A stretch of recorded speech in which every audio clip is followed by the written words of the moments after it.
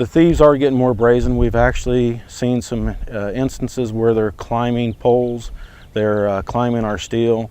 They do not have any fear of power anymore. Electricity is the lifeblood of our communities, powering our homes, hospitals, and other critical infrastructure. But spikes in copper theft are putting our electric service and even our lives in danger. Thieves are recklessly stealing copper from energized equipment and exposing all of us to dangerous conditions.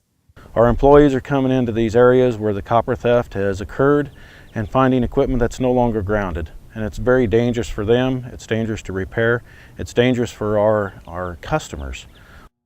These copper thieves have exposed our substations to with the gates being cut open, the fences being cut open, in public parks next to streets.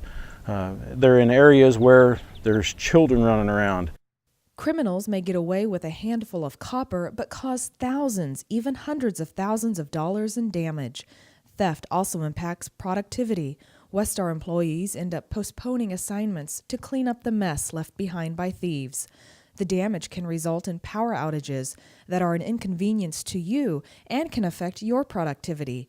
Most importantly, this illegal activity puts lives at risk. Thank goodness our employees are all trained with the knowledge to keep themselves safe so they go home every night. We have had some issues where we know that we've had some thieves have stolen some property from us and have left it immediately because they have cut the wrong wire. We found tools that have been burnt, things like that, that we know that they've gotten themselves in trouble.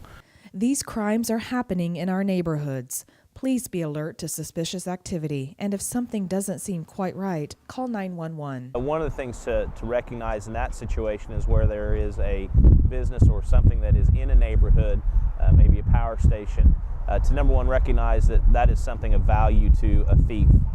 So to keep an eye on it as they're driving past it on a daily basis. Oftentimes these guys will have backpacks or big duffel bags with them that they're putting the scrap in as they cut it off of our equipment. So any time you see any kind of a bicycle or moped or motorcycle or duffel bag or anything around our substations, that's a good sign that somebody's doing something they shouldn't be. Authorized employees will have a company badge or identification. They'll be wearing protective gear, such as hard hats and safety goggles, and they'll be driving marked vehicles. The main thing is that people need to report it. So if they do see suspicious activity around these buildings or they know that it's been stolen, to go ahead and report it, because that gives us a better idea of what's actually happening in the community.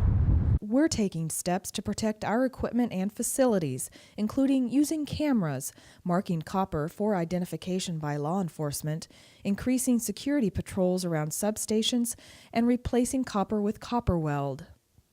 Copper weld is a wire that is more expensive for us to buy. It's harder for us to work with. It has the same abilities as the copper as far as electrical characteristics, but it is no longer valuable to the scrap dealers. It's got a steel core, copper sheath, and it looks just like copper. You certainly don't want any kind of illegal activity in your neighborhood or around the area you're traveling. So the more we can do to stay after that and observe and report to law enforcement, the more we'll all be better.